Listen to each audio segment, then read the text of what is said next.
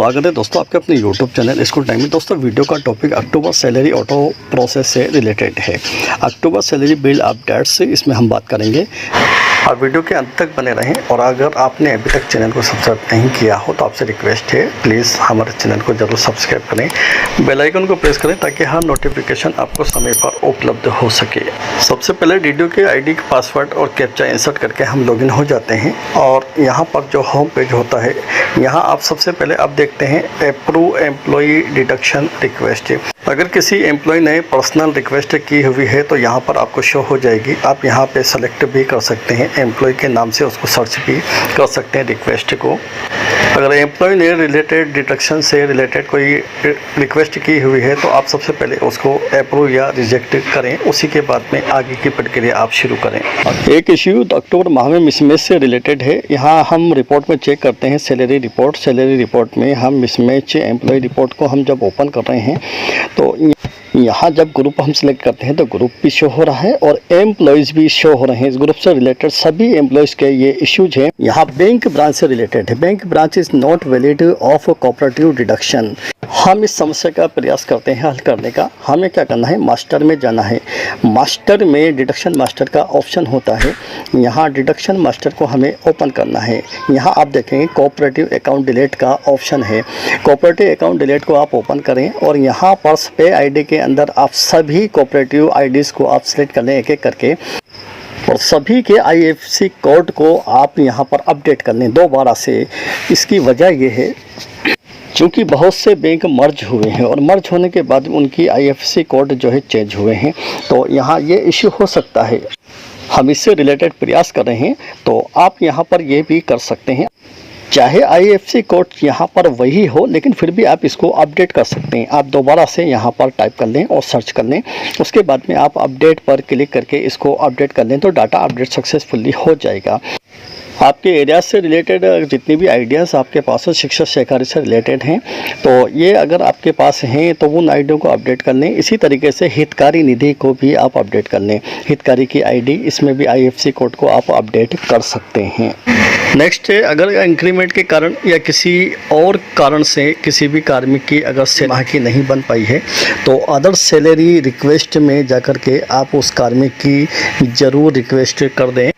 पिछले जितने भी माह के पेंडिंग बिल्स होते हैं उन सभी की रिक्वेस्ट आपको अब अदर सैलरी रिक्वेस्ट के माध्यम से ही जनरेट करनी होती है और उसी के माध्यम से बिल आपको प्रोसेस कराने होते हैं। जो पिछले जितने भी बकाया बिल्स होते हैं, जिस माह का भी बिल पेंडिंग होता है उस माह को आप सेलेक्ट करें, ईयर सेलेक्ट कर लें, उसके बाद में ग्रुप सेलेक्ट कर लें और एम्प्लॉय को सेलेक्ट कर लें और उसके बाद में रीजन लिख दें। रीजन के अंदर आप बिल नॉट प्रोसेस येट का आप यहाँ पर टाइप कर सकते हैं, बिल नॉट प्रोसेस येट। उसके बाद में डेज में आप 31 लिख दें, चूँकि अक्टूबर माह में 31 है।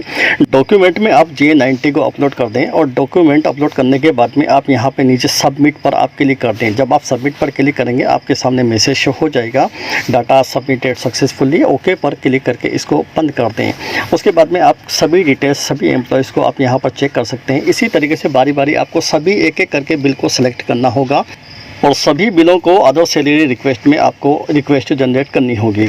उसके बाद जब बिल जनरेट हो जाए तो आपको कंफर्मेशन में शो होगा और आगे की प्रक्रिया आपको कंफर्मेशन में बिल चेक करके करनी होगी। अब बात करते हैं एम्प्लॉय पे डिटेल से रिलेटेड। हर माह के अंदर हमें एम्प्लॉय की पे डिटेल को कंप्लीट करनी होती है। बिल प्रोसेसिंग के अंदर सैलरी प्रोसेस के अंदर यहाँ आपको एम्प्लॉय पे डिटेल का ऑप्शन उपलब्ध होता है और इसको जब ओपन करते हैं OTP बेस्ड है। वीडियो के मोबाइल नंबर पर उसमें OTP जाता है, सेंड OTP करते हैं और फिर जो OTP आता है उसको हमें एंटर करना होता है। उसी के बाद में ये पे डिटेल ओपन होती है। हम वीडियो की OTP आप प्राप्त करें और वेरीफाई करें, मंथ को सेलेक्ट करें। यहाँ पे अक्टूबर माह को आपको चुनना होगा। यहाँ अक्टूबर माह को आप चुनें और सेलेक्ट ईयर कर दें। उसके बाद सेलेक्ट ग्रुप के अंदर अब आप किसी भी एक ग्रुप को आप चुन सकते हैं और ग्रुप चुनने के बाद में आप किसी भी एम्प्लॉय को आप चुनें। तो बिल के प्रोसेस होने से पहले आपको डिटेल्स कंप्लीट रखनी है और सभी कार्मिकों की आप एक बार डिटेल्स से ज़रूर चेक कर लें। बात करते हैं अब इनकम टैक्स की। बहुत से साथी इनकम टैक्स की रिक्वेस्ट नहीं कर पाते, उसको हमें डायरेक्टली भी करना होता है। तो यहाँ पर हम एडिट कर सकते हैं, अगर नहीं है तो हम डिडक्शन में आप ऐड कर सकते हैं डिडक्शन को, और अगर डिडक्शन पहले से है तो उसको यहाँ पर एडिट कर दें आप और सबमिट कर दें, अपडेट कर दें, तो ये सक्सेसफुली आपका अपडेट हो जाएगी डिडक्शन। जीपीएफ में भी आप कटौती बढ़ा सकते हैं, आप डिडक्शन बढ़ा सकते हैं। मिनिमम आपकी कटौती जो स्लैब के अनुसार होना चाहिए, और ऐसा नहीं है कि आप जो है सिर्फ स्लैब के अनुसार ही बढ़ाएं, मिनिमम आपके स्लैब के अनुसार होना चाहिए। इसके आगे आप कितना भी बढ़ा सकते हैं। तो जीपीएफ 2004 की डिडक्शन को भी एडिट किया जा सकता है, और अमाउंट के थ्रू यहाँ पर हमें, क्योंकि स्लैब नहीं चुनना है, अमाउंट के थ्रू हमें डिडक्शन को अपडेट कर लेनी है, तो ये सक्सेसफुली अपडेट हो जाती है। इसी तरह से बात करते हैं जीपीएफ की। जो ओल्ड कार्मिक हैं जीपीएफ वाले, उनकी भी डिडक्शन को इसी तरीके से एडिट किया जा सकता है अगर रिक्वेस्ट करते हैं, क्योंकि बहुत से साथी पर्सनली रिक्वेस्ट नहीं कर पाते पर्सनल पे मैनेजर के माध्यम से। तो ऐसे कार्मिकों का भी हम लिखित में लेकर के उनकी डिडक्शन को चेंज कर सकते हैं, अपडेट कर सकते हैं। आपकी जानकारी के लिए मैं बता दूं, आप साल में कभी भी जीपीएफ की कटौती को, आप डिडक्शन को अपडेट कर सकते हैं, बढ़ा सकते हैं। सिर्फ एसआईपी की डिडक्शन ऐसी है जिसको हम मार्च में फर्दर कॉन्ट्रैक्ट के माध्यम से बढ़ा सकते हैं। अन्यथा जीपीएफ को या जीपीएफ 2004 जो वर्तमान में चल रहा है, तो इसको भी हम साल में कभी भी बढ़ा सकते हैं। डिडक्शन को मिनिमम हमारी स्लैब के अनुसार होना चाहिए, ये शर्त। उसके बाद में हम बात करते हैं पेमेंट स्टॉप और पेमेंट रिलीज से रिलेटेड। या मान लीजिए आपने किसी कार्मिक का पेमेंट स्टॉप किया हुआ है और उसको रिलीज करना है, तो यहाँ पर आप देखें थर्ड नंबर पर रिलीज पे का ऑप्शन है। इस रिलीज पे के ऑप्शन पे क्लिक करके और कारण सहित इसको हम पेमेंट को रिलीज कर सकते हैं। जैसे हमने इस कार्मिक की पेमेंट को स्टॉप किया हुआ है और हमें रिलीज करना है, तो इस पर रिलीज पे पर हम क्लिक करते हैं और पे अलाउ लिख करके यहाँ पे हम इसको रिलीज करते हैं। तो पेमेंट रिलीज सक्सेसफुली का मैसेज होता है और ये पेमेंट अब जो है रिलीज हो चुकी है और इनका बिल अब जनरेट हो जाएगा। अब यदि किसी कार्मिक की पेमेंट स्टॉप करना है किसी कारण से, तो स्टॉप पेमेंट के ऑप्शन पे ही क्लिक करते हैं और यहाँ पर हमें स्टॉप पेमेंट का कारण हमें दर्ज करना होगा डिस्क्रिप्शन में, और उसके बाद में प्रोसेस पर क्लिक करेंगे तो यहाँ पर हमारे सामने मैसेज शो हो जाएगा, पेमेंट स्टॉप्ड सक्सेसफुली, और ये पेमेंट यहाँ पर स्टॉप्ड हो चुका है। जब तक आप इसको रिलीज नहीं करेंगे तो ये कार्मिक का पेमेंट नहीं बन पाएगा ऑटो सैलरी के माध्यम से। अब बात करते हैं पार्सल पे की। कुछ कार्मिक ऐसे होते हैं जो न्यू ज्वाइनिंग वाले कार्मिक हैं और उनकी हमें दिनों में सैलरी बनानी है, तो पार्सल पे का उपयोग करते हैं और पार्सल पे के अंदर यहाँ पर ईयर्स और मंथ सेलेक्ट करते हैं। उसके बाद में उनका तारीख को सेलेक्ट करते हैं फ्रॉम डेट, और उसके बाद में टू डेट कब से कब तक की बनानी है, और अपलोड डॉक्यूमेंट करने के बाद में यहाँ पर डेज की संख्या ऑटोमेटिक आ जाती है। और डिडक्शन अगर करना है तो यहाँ पर टिक करें, अन्यथा इसको छोड़ दें और उसके बाद में सबमिट पर क्लिक करेंगे तो ये पार्सल पे यहाँ पर कार्मिक की जनरेट हो जाती है। ध्यान रहे, जिस माह का हमें पार्सल पे बनाना है उसी माह को सेलेक्ट करना है, किसी दूसरे माह को हमें सेलेक्ट नहीं करना है।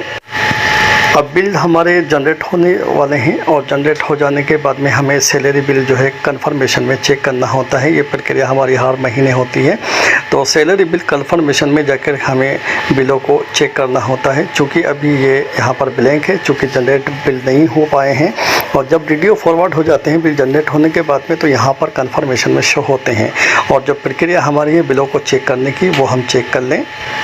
जब बिल को चेक करते हैं तो एक प्रॉब्लम यहाँ पर शो होती है बहुत से साथियों की कि बिल नॉट फाउंड का मैसेज यहाँ पर शो होता है या फाइल नॉट फाउंड का मैसेज शो होता है। तो इसके लिए हमें पे मैनेजर पर मेल करना होता है और इसके लिए हम वीडियो पहले जारी कर चुके हैं, आप उस वीडियो को ज़रूर देखें मेल कैसे करते हैं। ध्यान रहे, ट्रेजरी फॉरवर्ड होने से पहले आपको ये मेल करना होगा, और ट्रेजरी फॉरवर्ड हो जाने के बाद में ये समस्या आपकी बनी रहेगी। बिल स्टेटस से रिलेटेड बात करते हैं। बहुत से साथी बिलों को जब फॉरवर्ड हो जाता है तो उसके बाद में स्टेटस चेक नहीं करते, और पिछले बिल का क्या हुआ ये कंडीशन हमें जानने के लिए बिल स्टेटस को चेक करना समय समय पर ज़रूरी होता है। और पेमेंट हो जाने के बाद भी हमें जब तक टीवी नंबर जारी नहीं हो जाते हैं समय समय पर हमें बिलों के स्टेटस को चेक करते रहना चाहिए। हो सकता है किसी ग्रुप का पेमेंट ना हुआ हो या किसी साथी का हमने बाद में बिल बनाया हो और उसका पेमेंट ना हुआ हो या बिल ऑब्जेक्शन में हो, तो ये सभी चीज़ें हमें बिल स्टेटस के माध्यम से ही पता चल पाती है। अब डॉक्यूमेंट्स से रिलेटेड बात करते हैं, क्या क्या डॉक्यूमेंट्स हमें अपलोड करने होते हैं, इसकी जानकारी हमें होना ज़रूरी है क्योंकि इसके अभाव में बिल ऑब्जेक्शन में डाल दिया जाता है। तो GA90 को आप हर महीने अपलोड करना ना भूलें। ये एब्सेंट स्टेटमेंट होता है, इसको अपलोड करना ना भूलें। अगर कोई न्यू कार्मिक ज्वाइन हुआ है तो उससे रिलेटेड डॉक्यूमेंट्स आपको अपलोड करने होंगे और कोई कार्मिक ट्रांसफ़र होकर के आया है तो उसकी LPC आपको अपलोड करनी होगी। और अगर किसी का इंक्रीमेंट आपने अब लगाया है अगस्त माह के अंदर तो इंक्रीमेंट का ऑर्डर आपको अपलोड करना होगा। इसी तरीके से किसी कार्मिक का कन्फर्मेशन हुआ है, स्थायीकरण हुआ है तो उसके स्थायीकरण से रिलेटेड आपको आदेश अपलोड करना होगा। और किसी कार्मिक की ACP अगर लगी है तो ACP से रिलेटेड कार्यालय आदेश को भी आपको अपलोड करना होगा। बेहतर तो ये होता है कि सभी डॉक्यूमेंट्स की आप एक ही PDF बनाएं ताकि अदर डॉक्यूमेंट में आप उसको अपलोड कर दें तो कोई दिक्कत नहीं है। बिल के अंदर पर्सनली अगर कोई डॉक्यूमेंट्स मांगा जाता है, पर्सनली जैसे न्यू कार्मिक के लिए न्यू कार्मिक का नाम शो हो जाता है नए कार्मिक का और उससे रिलेटेड हमें डॉक्यूमेंट्स अपडेट करने होते हैं। इसी तरीके से जो ट्रांसफ़र होकर के कार्मिक आते हैं तो उनकी भी LPC के लिए नाम शो हो जाता है, तो वहाँ पर हमें रिलेटेड डॉक्यूमेंट अटैच करना होता है। बाकी जितने भी डॉक्यूमेंट्स हैं आप अदर डॉक्यूमेंट्स के अंदर आप एक ही PDF बना करके अपलोड कर सकते हैं।